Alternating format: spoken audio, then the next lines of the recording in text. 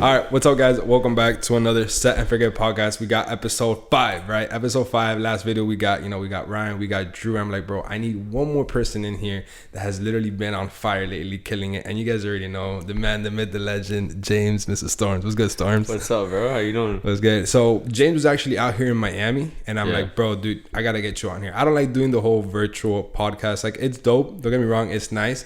But then, like, if you're out here in Miami, you know what? Let me take advantage. Yeah, the face-to-face interaction is. That's why when I did my podcast with Roy, I flew to Virginia. It was like, let's just do it in person. You know? Yeah, I didn't even know you were there in person. Yeah, I was like, yo, what a coincidence! They got the same background. And shit. And then I ended up finding out later that you were there. So what's up to me? I know you're out here in Miami for an in-person course. Yeah, teaching with Migs. I'm gonna move. I mean, we've been talking. I'm moving here, bro. Like the whole lifestyle, the vibe is just, I love New York, but it's not. There's nothing like Miami. It's not it right now.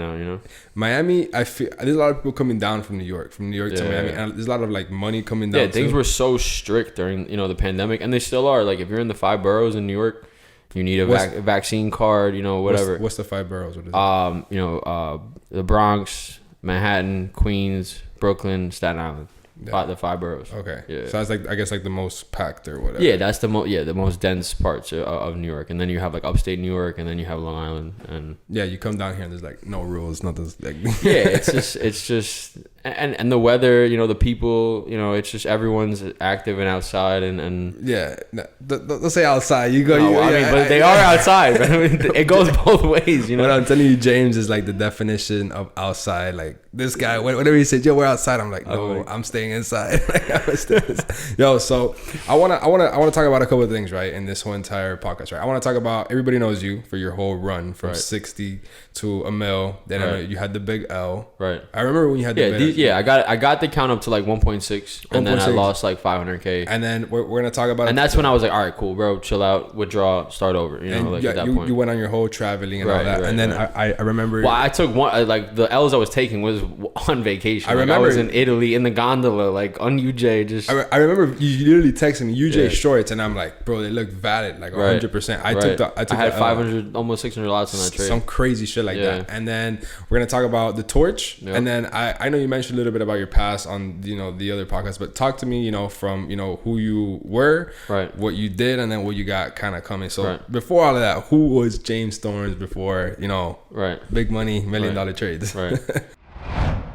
So you guys already know, giveaway alert. Literally first day here in Puerto Rico, first time here, just made 17,000. And you know what, I'm like, the best person that comments on my picture, winner's just gonna pop it up right here. So shout out to you for the funniest, best comment. You guys are gonna win $100. So like, comment, and subscribe. You never know if you're gonna be the next winner, either in the comment on this YouTube video or just a random subscriber. So make sure to like, comment, and subscribe, and let's get in with the rest of the podcast. So I grew up, I'm an only child. I grew up in New York. My parents were both, had small businesses. So, I had the entrepreneurial,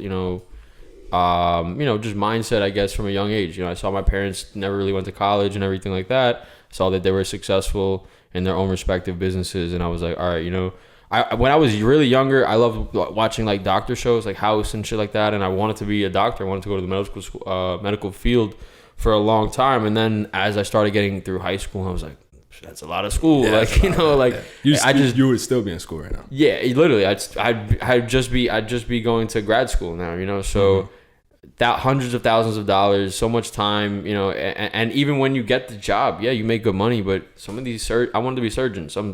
They work 70, 80-hour weeks. Like, where is the quality of life that you can have when you're spending all your time at work?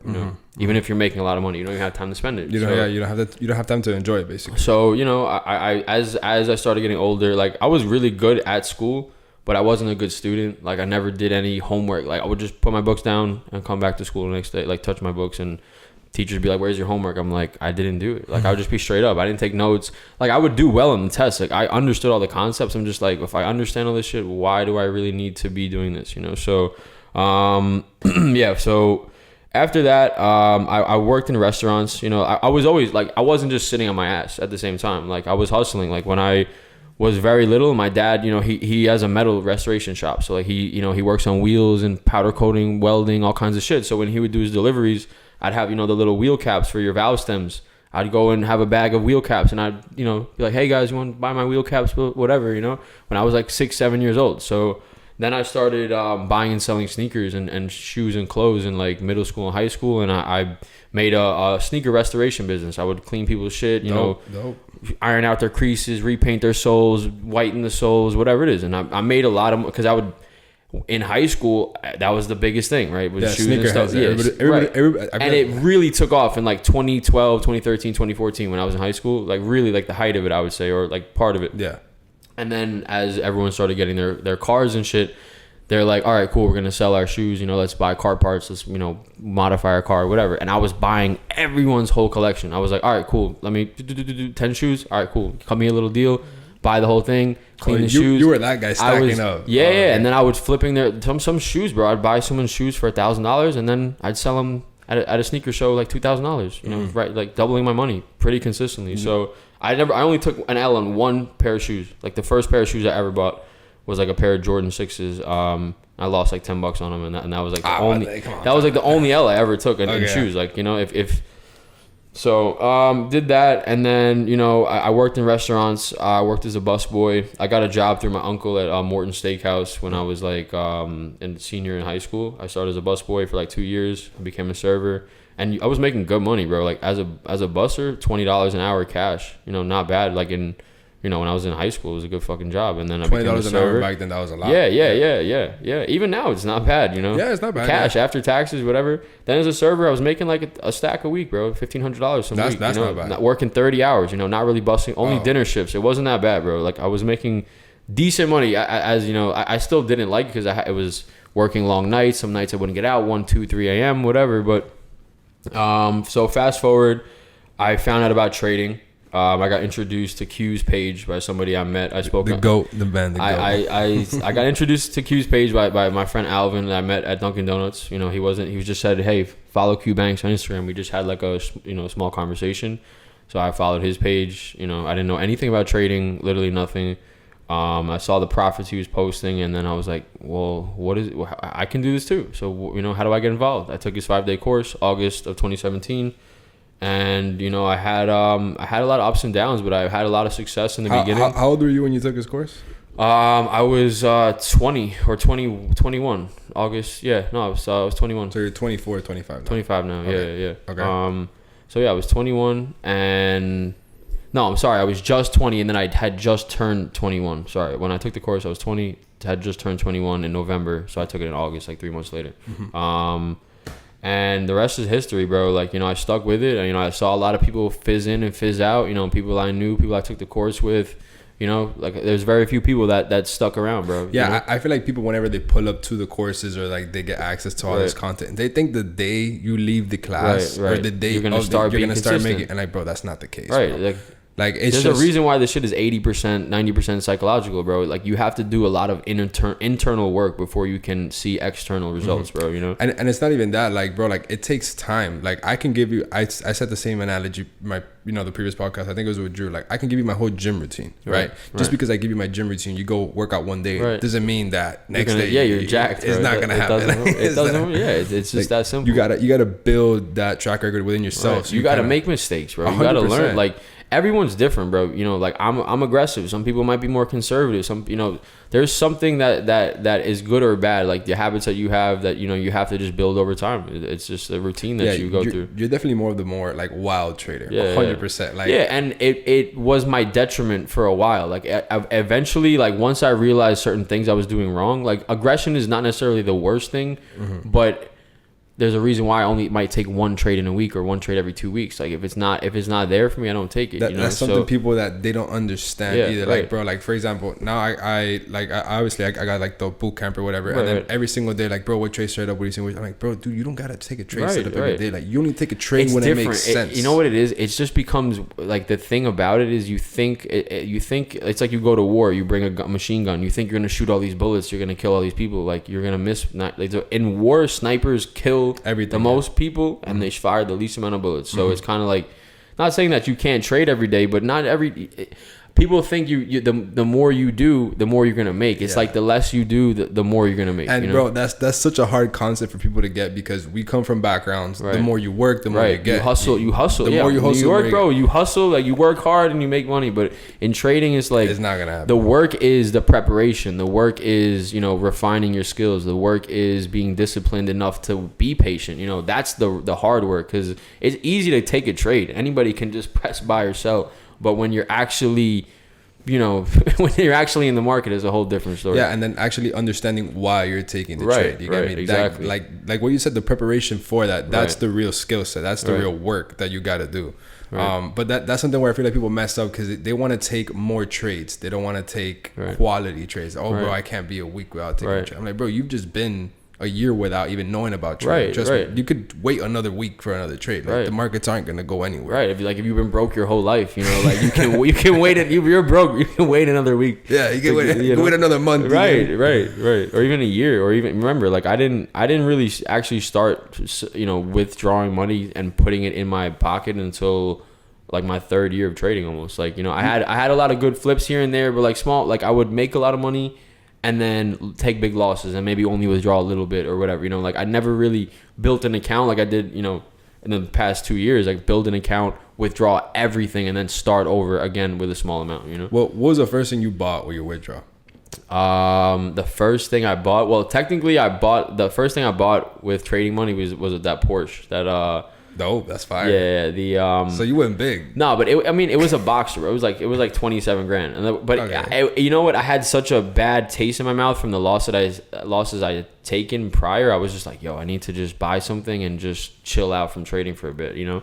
And then me buying that car, remember, it got totaled, and then I got all this money from insurance, whatever. I got this direct deposit, and I was like, here we go, you know. And then that's when I made my first $100,000. So the reason I bought that car was because it was a good investment. Like, I knew I could make money on the car. So, but after I made that first $100K, the first thing I bought was like a nice, you know, gaming PC and just like a couple of things that I always wanted. Honestly, I like taking vacations, bro. Like, I like just, I know, you're a big traveler. Bro, I went to, you know, like that trip going to Italy and Slovenia. I saw all of Italy, bro. Like, that was, you can't put a price in that. You know, honestly, you really can't. And it's not like what that does is now you're more like experiencing life. Right, not right. Like change your perspective, bro. Yeah, like 100%. I went over there. The first thing I saw when I went down to Slovenia, I was on this little like farm spot, and I saw like a 6-year-old kid and his like 7-year-old brother like fucking busting their ass chopping wood, bro. Oh shit! Like, you know, some shit where the CPS would be knocking at your door, like, you know. Yeah. So it really changed your perspective. I met up with a couple, you know, this one kid that was a fan of mine. He in Florence, I met him, and he's like, yeah, I make like 30 euros a day at my job or whatever. And I'm like, damn. Like, and he's like, you know, he's not old, but he was like young teenager, but. Mm-hmm. But still, you know, even over here, people have it take it so much for granted, bro. Yeah. Like, the opportunity in the United States, you know, ridiculous. Yeah, you can really make something happen if you get a decent job, you stack your money, you're smart, you're not spending too much money, and then you can really make something happen with trading. You know, if you really just focus. Don't be spending money every day. Don't be spending $7 fucking Starbucks. Like, make your coffee at home. Mm-hmm. You know, do your grocery shopping. Go to the gym. Don't be spending your time outside. Like, do the things that are good for you, and you're gonna develop the right habits, and you're going to be successful. It's that simple. But there's a reason why, you know, people aren't successful. It's just they don't want to put in the work that the successful people put in. Simple as that. Whether it's with trading, it's everything. Like, the habits you have in your life outside of trading will dictate everything, you know, how your life goes, basically. Yeah, right? Ryan said in the last part, what you do something is how you do everything, basically. Right. Like, if you're lazy on one end, you'll be lazy on the other. Like, if you're not journaling your trades, you're not going to use risk management. You're not going to go to the gym. Like, it's just a spiral effect. Like, basically everything goes downhill from there. That's dope that you said about the other countries. I've never really had like the chance to travel yet like that. Yeah. One, I don't know where the fuck my passport is. I got to find my passport. You got to get it. It takes like 4 to 5 weeks. So before I do that, I want to see if I can find this somewhere. And then, because you could spend we can go outside to the club and spend so much money like that and not even realize it, but that could be a whole trip, bro. That could really put you in some type of perspective. Miami's ridiculously expensive. Yeah, and like the whole going out, you can meet people. Get me honest. Well, yeah, no, it's networking. It is, yeah, of course. I've met great people on it, but it's just like, bro, if I'm going to go have fun, I personally rather go travel. Right. Like, I've never gone to the other side. I've never gone to like Europe, or I've never really left. Yeah, that was my first time in Europe. Yeah, and it's crazy, right? Like now it like. It just makes me want to go back, bro, and see more, honestly. Like, that's what I'm planning. You know, you were there for like what, like a month or 2 months? I was there for like a month and a half, yeah. Like, I was in Slovenia for like 2 weeks, and then we rented a car and drove from Venice to Florence to Rome, and then to like the Amalfi Coast, and I saw like, you know, most of Italy. It was really, really, really cool. Just letting you get, it's an honor to have this guy here. And that whole month and a half he was out there doing his thing, man didn't answer the phone. Non-existent. Text messages, FaceTime, replies on the did not answer the phone. So I'm just when this guy's outside, he's gone. I'm just disconnected, bro. You know. So talk to me about your whole loss on that UJ trade and then the torch, right? I remember the torch. Yeah, so that was going on all at the same time, right? So what happened was, this was at like the height of like everything for, you know, for me. So I had just, you know, Q put me on the torch. He put you in the spotlight, bro. Yeah. I was on the spotlight. I mean, I was coming off some crazy shit. I had just made an M like that, bro. So, I was on the way to the trip. Like, I had just left JFK and I landed in Paris I was in Paris airport when I took the trades that I blew the torch on.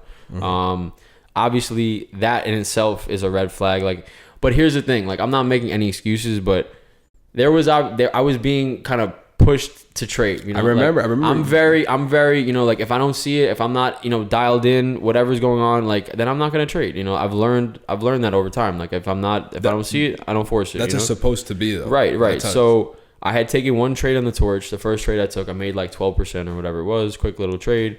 And then, you know, I think there was a whole week where I didn't take a trade at all. And then a lot of people are like, in my DM, like, why do you have the torch? You're not going to trade, like, blah, blah, blah, blah, like all this shit. And I'm like, whatever. But I'm sure Q was getting the same amount of DMs too, probably even more. So he's like, he made a post. He's like, hey, like, we want, you know, do we want to see action on the torch? Blah, blah, blah, you know, yes or no? Like, obviously it was yes. So I'm like, all right, you guys want to see action? No problem. Let's give him action. I gave some action, but I mean, I definitely forced the trade. It wasn't, I sold GJ, and I here was the thing. I was in the airport. I was in a little bit of drawdown. Stop loss is kind of close, maybe 10 pips away or whatever.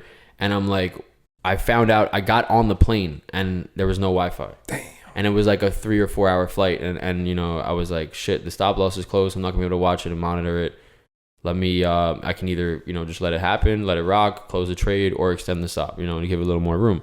I was risking a decent amount, but it wasn't like anything crazy, but I doubled the stops, you know, and I had a couple other trades I had like 3 trades open, US 30, pretty much all like kind of the same direction. But I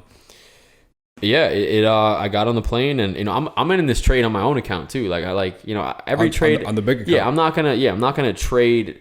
Every trade I take, I believe in it, whether it's in the signals I give to people or whatever it is. Like, I'm taking that trade too. 100%. Like, I'm putting my own money behind that shit. I'm not here to just, you know, just to put something up. Yeah, just as me. Like, I'm not saying you can't do that, but for me, like, you know, I need to be invested into it as well. So 100%. So I took the trade, and yeah, it hit the stops, and I lost like 160K on that. Was like the biggest loss I had taken at that point. And yeah, it didn't feel good. I blew the torch, whatever, you know, like it you know, a lot of people, you know, give us a lot of sympathetic messages and shit like that, but you know, whatever, it is what it is. But I definitely, you know, hindsight is always the best way to reflect. So, you know, in that moment, I was on top of the world. I was like, you know what, fuck it. Like, people want to see this shit. Like, all right, let's do it. Like, whatever, you know. But even though it didn't align with, like, I kind of, you know, it's like throwing into double coverage and whatever. Like, it's, you tried to force something that wasn't really there, you know. So, but yeah, that happened, and then, you know, I went on my trip, and that was another thing that was odd for me, because remember, like, we're used to, when we trade London session, shit's dark. It's not like, you're not outside. Like, when I was waking up, it was fucking London session. Like, in the morning, like, you're up, you're having your breakfast, and it's London. It was, yeah, you were in a whole completely different environment. Yeah, I was in a different place. Everything was different. My routine was different. I feel like that kind of, not trying to make an excuse. No. It's still the charts are the charts, but those are very valid. The whole way that you go about it is just different. I learned a lot from it. You know, like, you know, you probably, and I'm on vacation, bro. Like, you don't. Yeah. You gotta cut it. You gotta turn it off at some point. Bro, I literally remember I was watching the whole torch. I mean, like, I had, you know, the notifications. I wanted to see what you could. I was excited as fuck, bro. Right. And then I noticed you were on the trip, and I'm like, bro, I don't expect nothing from James. You know what I mean, like, especially like the way you trade, which is the more aggressive style. Like, you want to be 100% there with all these eyes on you or whatever. And then I saw Q dead down. I'm like, come on, like, don't put the pressure on him. But you know, Q likes applying the pressure. No, but at the end of the day, like, I am not mad at him for saying that, because not at all. It's a show. Like, it's an entertainment purposes. You you know, like, so what's the point of having it if there's a blank screen? Yeah, when no. people turn the channel what on, I hate, what I hate is that people are gonna now use. Right. Not, well, they do. Yeah, they do say, "Oh, you blew the torch. You're a professional trader. You blew the torch." Like, I'm like, bro. Like, and then when a lot of people were saying shit. So that's when I shared that account, the $1 million account. I'm like, and even people talk shit. Like, I lose 100K, I'm still up $1 million plus, and they were like, "Oh, you lost 100,000." I'm like, bro, go to the fucking zoom out, bro. Like, you know, like, people are gonna find any reason to hate on you, bro. Right. Trust me. If somebody's doing better than you, they're not gonna hate. Yeah, the people that are actually doing shit, no one that's actually doing shit is gonna, you know. Half of those accounts have no followers, or they're private. They're just doing that to, you know, just to fuck with your mind. You get me? The only thing that I hate and that I dislike is like people are gonna now use that or used it. Oh, you're a fake trader. Now you can't trade, bro. I can go on a whole 2-month losing streak, bro. Shit happens. I can literally make back a whole 2 months in what? 2-3 weeks. And even one fucking trade. Yeah, you know, if you hit a nasty trade, bro, you get everything right back. So I remember, like, you know, you kind of, you know, posting on and doing all those things. I'm like, bro, dude, don't even pay attention to that. I mean, it gets to you. It gets to you in the moment, bro. But you always need to just be able to recollect yourself, knock the dust off your shoulders, bro. Like, you know, it gets dusty in here, bro. You gotta knock the dust off, bro. So those are your bigger losses, right? Obviously, you know. So that GJ trade, you know, I lost 160. Then the same UJ trade that we were both in, where I got stopped out by literally I was gonna extend the stops too, and I was like, nah, I shouldn't do that. I already took a loss. Let me be disciplined. If it hits, it hits. Stops me out 5 pips and then drops like 80 or 90 pips on 600 lots, bro. Like, it's, you know, it's like $500,000, bro. Like, so, but it wasn't that bad. And then I took one more loss after that, like on NASDAQ, which was like another like 200 something K. But that was like, it wasn't even crazy. It wasn't even crazy lot sizes, but it was just I had a bad like psychological you know, just I want to ask you that. What do you do? Like, what do you do when that happens? Because I have my trick whenever I lose a trade or whenever I win a trade.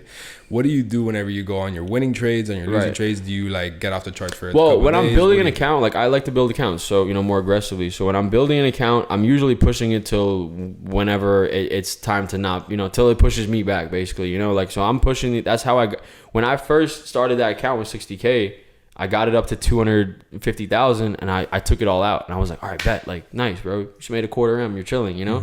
But I hadn't taken any losses. I was like, I won like, you know, 4 or 5 trades, and I was like, you know what?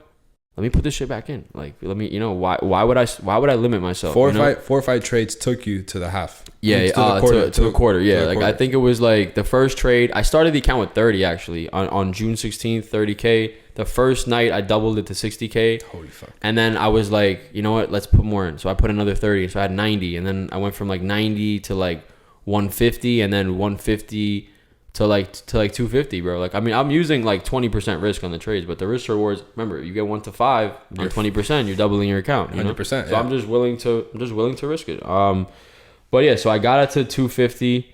I took everything out, and then I put it back in a new account. Everything's on the MyFX book and everything. You know, you could, you know, all the deposits and everything's there. And I want to interrupt you right there. Like, what James is doing right there, showing his account size. Like, bro, I don't even do that. Like the bigger traders out there, nobody's ever shown their account size like that. You get me? I don't do it just because, you know, I think to me it's personal, because I've had the same. Yeah, it makes you a target. You know, you got to move right. You know? Yeah, and then the fact that you do that, that's like, I just did it because so many, bro. Like, I just want things to be as transparent as possible, 100%. Bro. You know, because it means a lot to me, because like when I was coming up and I saw a couple people that did some crazy shit, I'm like, wow, like, you know, that really changes your whole perspective. Because when anybody can open a demo account, but not everybody can link a MyFX book, show you the fucking withdrawals, show you the video of me with the broker doing the internal withdrawal and updating it on the phone at the same time. Like, I tried to make it as transparent as, and people still say it's bullshit. Like, they're like, oh, you own the brokerage, oh, you own this or that. Yeah. And I'm like, whatever, you know. I show them the fucking, you want to see the Bitcoin, like, what do you want, fake Bitcoins, like, what is it, bro? You want me to buy something with the Bitcoin? Right. It is what it is. But I just think it's cool, because, and a lot of people did, you know, show respect, like, yo, like, that was really cool, like, you know, that meant a lot to me, like, for you just to really actually put that out there and to be as transparent as possible. Mm-hmm. So, but yeah, so going back, so I started the new account. It was from June to July was when I got it, from June 16th to like July 16th was like 1 month, from 60 to 250. And then, from the rest of it was, like I just started going crazy, bro. Like I really just started going crazy. And then that's when I had the so that morning I did the podcast with Q. That was the morning I made my first 200K day. And then I did like 250K, then I did a 300K day, and then I did a $384,000 day, bro. Like all in a row, no losses, bro. Like that's ridiculous. Yeah, I mean, it just goes to show you, like once you, I mean, I'm not gonna say I can do that every single time, because you can't. Like I won like 13 trades in a row, like all like anybody could, but it doesn't mean that you could. Does that make any sense? Like you could make the million, but it doesn't mean you could do that. And like we said, every with consistency. Yeah, so like I've just learned, like now this is time. Okay, cool. Like I got it up. Remember, I was pushing it until I started taking some losses, and I started even losing my discipline, because remember, this is like a new level for me. This is a new height, so the emotions are even more, the feelings, the everything, the torch that everyone went on. You got so much shit going on. It's like you kind of lose, normally I'm like a logical cold like this, but then you start getting emotional, and shit starts changing, so your decision making changes. So what do you do when you win? What do you do when you lose? Do you back off? When I lose, bro, like I mean, nothing too crazy, but I just take a step back. I don't have a need to trade. I'm here to enjoy my life, and do things that make me happy, bro, like fucking riding bikes and taking trips and going skydiving and doing cool shit. Have you gone skydiving? Yeah. Oh, you did it already? I remember you were trying to do it 5 times, 6 times. 6 times. You were trying to get me to do it. I'm gonna go on Tuesday. That. You want to go? Hell no. Bro, you got it. Skydiving, for anybody that's not done it, bro, it really, really, really is a great. Any fears you're gonna have, like that moment of fear right before you jump is crazy, and then when you're out, and it's just completely blissful, bro. Like you're just falling through the air, and you're at peace. You're like, well, if something's gonna go wrong, I'm already here. I'm already floating down to earth. I stand on my balcony and I'm like holding the railing. But if you had but if you were flying through the air, had a parachute, you're chilling. You're chilling. I don't know. I don't know. I'm gonna pass up right now. I'm telling you, bro. I've done the parasailing, the one on the boat. Yeah, but it's not the same. But I'm looking down like, I'm high as shit. Imagine I'm jumping off a plane. You get me? That's why I'm like, I don't know, bro. It's very safe.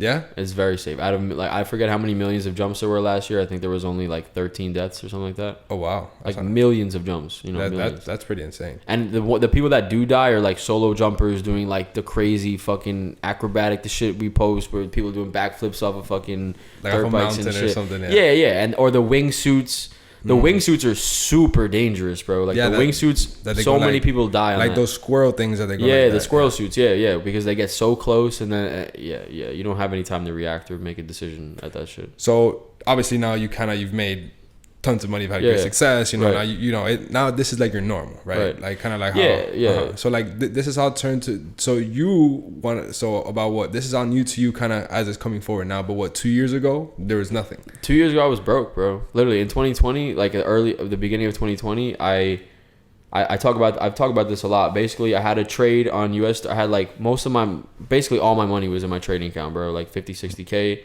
This was early February, right? And I had a trade on US 30 where I was floating like $80,000 on it, and I was calling my parents, my mom's like, showing people on the screen on FaceTime, like, yeah, what's up? Like, I'm up 60 grand, bro. Like, and then I put this shit at break even, and then Asia session comes up, hits me right out of break even, like, and I didn't lose any money, but in my head, I'm like, yo, you just lost 70 grand, bro. Like, what the fuck is wrong with you? It was an entire person's salary in the whole year, and you didn't do anything about it. All you did was just hope for more.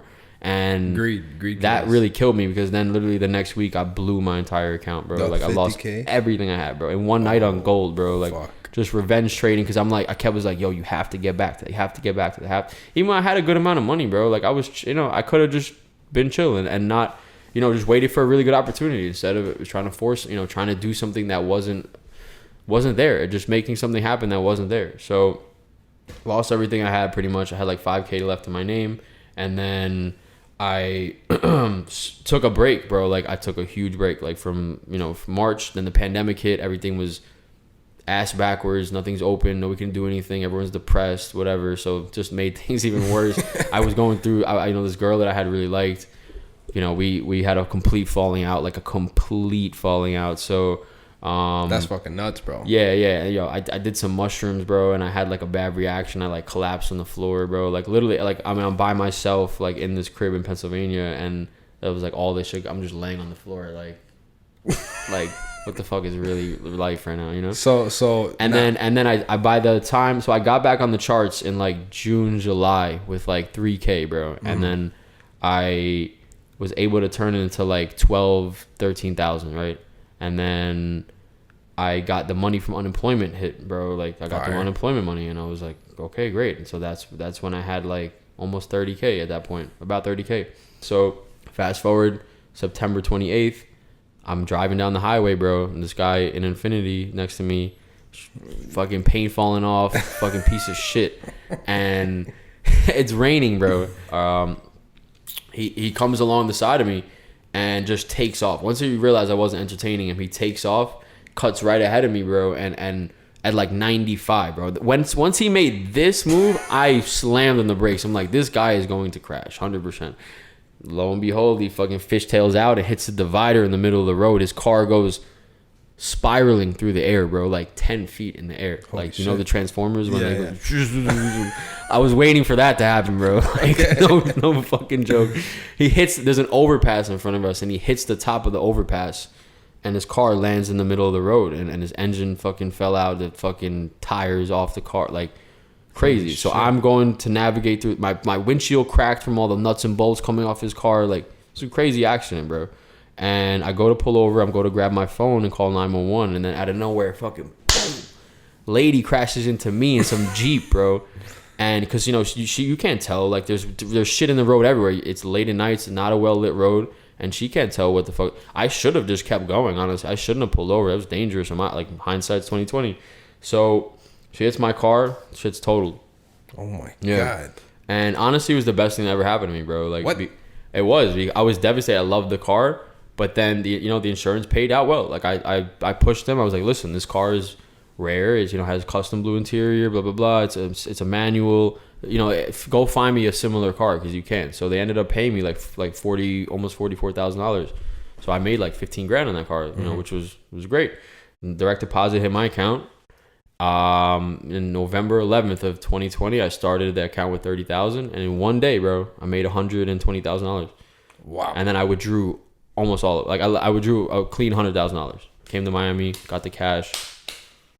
And then you gave some to Q. I saw you. Yeah. That's when I finally, Q, have nothing but good things to say about Q. When I first started trading, he gave me some bread to trade with. That's crazy. And I blew it. But it allowed me the experiences, to deal with these types of numbers and be, and take risks, and he sponsored me, bro. He put me on. So, and I made sure I paid him back.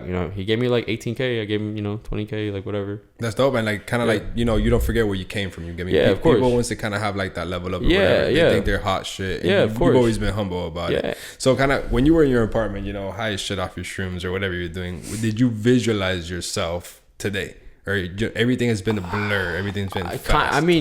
Definitely really fast, bro. And if you don't, like, I go scroll back at my memories or whatever, in Instagram, Snapchat, I'm like, this happened a year ago, 2 years ago, like, but you see the progression, bro. You see the progression when you're trying to make shit happen. If you're really trying your hardest, you're gonna make it happen, bro. Definitely, you gotta journey your way through it, 100%. Like, you gotta journey, because then you kind of notice how you come from, like, $100 days, $200 days. Right. If you're James, you just skip to the $100,000 days. But for me, it's been a little different. I mean, I definitely had even since the beginning, bro. I had some pretty big days. Like, even my first week of trading, I turned like $400 into like $6,000, bro. Well, I mean, because you're just aggressive overall. Yeah, I was and back then I had no taste of a loss. So like, when you're first starting, you're just like, oh, well, fuck it. Yeah, like, oh shit, let's more leverage, more lots, like, whatever. But I kind of it was a good thing and a bad thing, like, the beginner's luck is good, but it sets an unrealistic precedent for you. You can't be doing that type of shit all the time. Now I know how to control it. Like, now I know, okay, this is a good time for me to get active and be aggressive. This is a good time for me to be hands off. Certain things going on in the world. The markets, the wars, whatever is going on in the markets now. I'm way more aware of what's going on and how that translates to how I operate in the markets. And what are you trying to do now where you're trading? Because I asked Ryan that last podcast, and then as far as what? Like you still got the same thing, nothing's changed, because Ryan said that he kind of gamifies the whole thing. He got bored like how his trading is, right. So now he's changing his trading strategy or all that. But I told Ryan, I was like, look, bro, people struggle so hard to just find the strategy that works. Right. Like, you got one that works, it's made you all Right. this money. Now you're trying to modify it to something even better. I Right. found my thing that works. I'm sticking to it. I don't plan to change it anytime soon. I mean, why not? If you have an edge in the market, that's the hardest thing to create, bro, is an edge in the market. That's what I'm saying. Just let it play out over time. I don't really do too much different. You know, I focus a lot more on fundamentals now. Like, I'm really, you know, trying to understand, you know, how the different events, you know, translate into market movements and things like that. But as far as technicals go, like, you know, I do a lot of supply and demand, you know, quarters theory, shit like that. I don't really, you know, I keep it simple, like, just like you know, Yeah. like, when you keep things, when you're overcomplicating things, it makes you have a mental battle, you know, when you have, you know, like I feel once people have like when they think they know too much or they got too much, now they start over analyzing. Right, You get right. me? And now they basically start by like, wait, this time frame is telling me this, but then this and this, bro, just Right. just go with the yeah, trend. and they got fucking 60 indicators, and they say, oh, this MACD RSI like is telling me to buy at the 7th degree of fucking whatever, you know. It's like, I mean, don't get me wrong, like, the indicators are cool, but there's nothing better than raw price action Market structure. Yeah, and structure, bro. Like, you know, 100%. that will carry you to the shore, bro, when you need, you know. What would you say would be your top 3 things that separated your trading, and, you know, for the people out there listening, that would, you know, change them up? What would be the top 3 things you would give? What best piece of advice would you The give? first thing, number one thing that I always stress is withdraw money regularly. Like, whether or not, you know, you had an overall profitable month or week or whatever, get into the habit of just, when you have some good trades, secure that in your pocket. Like, don't just take it out of your MT4. Don't sell the crypto, put it in your bank and spend it. Take your mom out to dinner, buy her flowers, whatever it is. Like, because that's the best thing that you can do to reinforce your psychology. When it's on a screen, like, oh, I'm down $10,000. Okay. Like, $10,000 is a lot of fucking money. Like, people will blow money in this shit. Like, it's not like, bro, you could do so much with that, you know? So that's what I've learned. Like, when I was on vacation and I started upping my risk to like $100K a trade, and then I took a couple losses, I'm like, dude, you just lost a fucking house, bro. Mm-hmm. Like, I'm still up in the long run, but like, I didn't need to be doing all that. Like, I did a very great thing, and now I need to make sure I pay myself and put that in my pocket and do something smart with it, you know? Get an investment property, whatever, buy some type of, you know, appreciating asset, whatever, you know, anything. You can make money on literally watches, cars, houses, this, you know, you just need to know the market. So there's a lot of things to do outside of trading, you know? So definitely withdraw. What else do you say? Yeah, withdraw, try not focusing on what other people are doing is big for me. Huge. Like, you know, like, literally just being, sometimes you just got to disconnect from and this is all under one topic, but even cutting people off, you know, like, that might be hindering your success, or you know, just cutting contact with them. You know, some people, when I was coming up, like, even my parents and my friends, like, once I start, you know, I wasn't successful, bro, and I had been doing it for a while, so they just started to kind of lose faith in it, you know. Mm-hmm. And you can't lose the faith no matter what. Like, bro, and that's funny you say that, because like, I have boys from back in the day that when I was starting this shit, you know, because I come from a different background or whatever. Right. Like, I was never techie, never on the computer, none of this stuff. All I know is, bro, anything you want to do, consistency and hard, you're gonna get it. That's all I knew, right? Like, I'm Latin, so like anything you do, you're gonna make it happen. Right. So I kind of shifted into this whole new world, bro. Everybody hating on me, saying you're a clown, you don't know what you're doing. Right. When I posted Q's class, when I took his class, like, oh, day 3 with, you know, my little book emoji, like, I was a little nerd or whatever, but yo, like, people were laughing at me, like, what the fuck are you doing? Like, FOREX trading, what the fuck? Yeah, like, you're an idiot. And then now I'm, you know, like, they're flooding, you know, I'm like, here you go, like, what's good? No, but even, bro, like, you know, no shade, but like, the high school fucking, one of the most popular kids in my high school, like, he was like 2 years older than me, the quarterback, whatever, he hit me up, he's like, yo, I see the numbers you're doing, bro, like, and he was completely like on some, you know, I'm interested to learn, but just goes to show you, bro, you know, just stick it, you know. And when you're in high school and whatever, you're like, oh, this person's popular and whatever, but the roles change really fast, bro. The people that popularity shit, it doesn't last too long, bro. Like the people that are really doers are gonna do shit, you know. 100%. It's the most quiet ones that be coming out on top. Just because you're hot shit, that doesn't. You're quiet then, but like now you can be as loud as you want to be, and nobody can tell you. Because you're shit. in high school, but now we're in real life. You know? Now it's like we're like shit is serious. You know? Like this is where shit really matters. So like, bro, people that used to make fun of me now in my DMs, yo, teach me or whatever, and I was like, bro, I got you. Right. Same energy you gave me. Right. I mean, kind of, I've been shifting my energy lately because it's just like. They're just saying that goes like, if you get a chance to treat them how they treat you, don't do it. Don't do it. I agree. Don't do it. And be the bigger person. Yeah, and it just feels good, bro. Just, you know, it feels good because it shows you're doing for your own right. well-being. You know, it's like, you know, you might have done that to me. You might have thrown dirt in my face, but I'm just gonna, you know, leave it at that, bro. Yeah, fuck it. So that's two. What would be your third thing you would your third piece of advice you would give your traders out there at home that you wish you would have known when you were starting off? Bro, live as far below your means as you can. Okay. You know? Even when I was working at my job and shit, and I always loved cars, bro. I would spend all my money in my car. I would get suspension, the intake, this, that. I spent so much money in the car. I loved it. I was passionate about it. But now knowing where I'm at now, if I had just taken all of that money and really just put it into learning the skill and doing other things, yeah, I'm not going to see that ROI right away. But it's going to pay me out and now I can buy whatever the fuck I want and I can spend as much money and it doesn't affect my lifestyle at all, you know? People are outside, going to the club, whatever, even a regular night out or spending all their money on food and whatever when you could be eating for $20 a day at the grocery store, bro, you know? Mm-hmm. But not everyone wants to do that, you know? It's short-term pleasures versus long-term pleasures, you know? So it's longevity. People Right, yeah. So just, you know, stay at home, cook your meals, make your coffee, don't be outside. Go to the gym, run. You know, one thing that really helped me out, I guess, with just my overall discipline. I was never a runner, bro. Like I have mild asthma, but I was never good with like fucking like endurance training and shit like that. And one summer, I was like, you know what? Those people that are like runners, I want to be one of those people that go on runs and shit. You know, like, and I set a 90-day challenge for myself where I was like, yo, you're gonna run a mile every single day, and you're gonna drink a gallon of water every single day. And I did that in the summer of 2019 or 2018. And after that, I noticed just so many different things in my life just started like...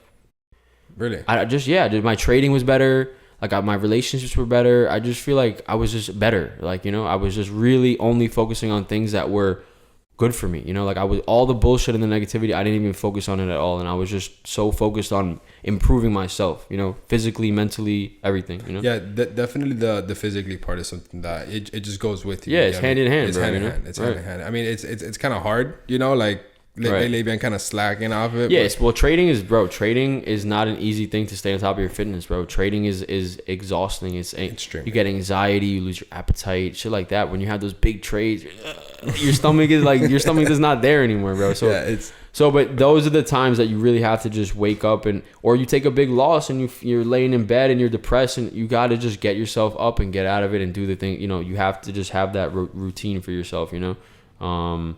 And that's probably the top three things I think that would definitely help. And then what would you say would be the top three worst things traders do? The worst three things. Yeah. I mean, I'm sure the most common thing people say is like risk management or whatever. I was waiting for it. I like the fact that you didn't put that as a top three. You get me? Because everybody says that. Yeah, risk management is a huge factor. Right. Huge factor. But I think I think it's subjective. You know, like risk management can be subjective. To each their own. Like I'm not comfortable risking more than at times 5% of my account. Right. You're telling me you're doing 20. Yeah, but like you gotta know. Yeah, and if I blow that whole account, I'm okay with it. You know, because I have more capital. The people don't realize I got more on the side. Okay, I blew this one, no problem. Yep. I got more right here. Let's start over. And there's no right or wrong answer. Right. You get me? Like you only have to risk this. Right. Like, as long as you're extracting money out of the market, it doesn't fucking that. And then whatever you're okay with risking. Like let's say you take that 20% loss, you don't give a shit. You get me? Some people say, yeah, I'm okay with risking 20%. You take the loss, but then your psychology is out the window. You get me? I take my 3, 4, 5% loss, bro, and I'm taking a nap. Like I don't care. Right. You get me? Exactly. It's to each their own. I feel like there's no right or wrong answer. And I think at a certain point, like, you know, you do have to take risks that do make you a little bit. If you want to start leveling up, you know, the numbers and things like that, you got to start risking a little more than you're comfortable with. You know, I'm not saying you have to do it because you see people they flip $1,000 to 5,000 trading one lots and then they're trading 5 lots out of nowhere. And it's like, bro, who said you could? Yeah. Who said you could do that, bro? Just trade one lots, pay yourself trade 1 lots, pay yourself. Now you can trade 2 lots, 3 lots, 4. The level up needs to, it takes time, bro. You don't just do that shit overnight. So, but yeah, if I think top 3 worst things you think traders are. Well, obviously, one is risk management. What do you think the other 2 are? I mean, it goes hand in hand kind of with the other thing, but it's like don't don't be listening to too many. Don't have too many outside influence. It's good to have a trading buddy and somebody that can hold you accountable and shit, but at the end of the day, like, nobody's here to save you. Nobody, this is all on you. You're the one swimming in the water. Nobody's gonna come here when you're drowning. There's nobody. So don't put yourself in waters that you're gonna drown in. Don't listen to. Oh yeah, he's buying this. He's doing that. Well, does that make sense in your own trading or not? So. Yeah, just definitely, again, like, you gotta isolate yourself in some respects. You definitely, it's a very lonely journey. It's an internal type of thing. So don't put yourself in waters you can't drown. Okay, yeah, right. Okay, right. All right, what's the third one? Hit it at the park with the third one. You killed it with that one. No pressure. The third one. Something you feel like when you were those days in your apartment, you're like, bro, like, I gotta stop doing this. What is that? You can relate it to the charts or whatever you want to, but anything that would be like, bro, I gotta stop doing this. It keeps fucking with my success or with my money or whatever. I mean, definitely just the things you put your energy and attention towards, like, even example, like in relationships and stuff like that, like, being with the wrong person or being in the wrong environment can stifle your entire progress. Like, when I told you I had a falling out with that girl in, like, early 2020, right? Mm-hmm. And then I made that first 100K in November of 2020, and literally the last contact I had with her was a week before I made that 100,000, like a couple days before. Like, I did something that I knew we would never ever speak again. Like, like, it wasn't like fucked up, but it was just something that I just kind of like, not that I didn't betray her or whatever, but I was just like, yo, like, this is it. Like, this is me severing all ties with you, Mm-hmm. And I just feel like I was totally at peace at that point because I had such a toxic relationship and it was holding me back, completely holding me back. So. And once I relinquished all that, you have to literally just surrender yourself to the market and let it ride. So that's what I did. I saw, and then made my first $100,000, and the fake accounts were watching.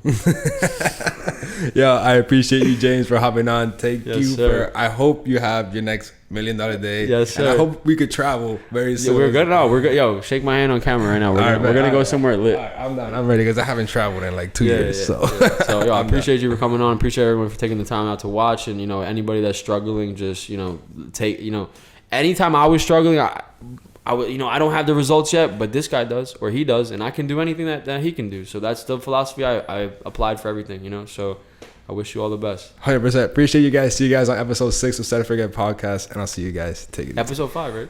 5 or 6, I don't know.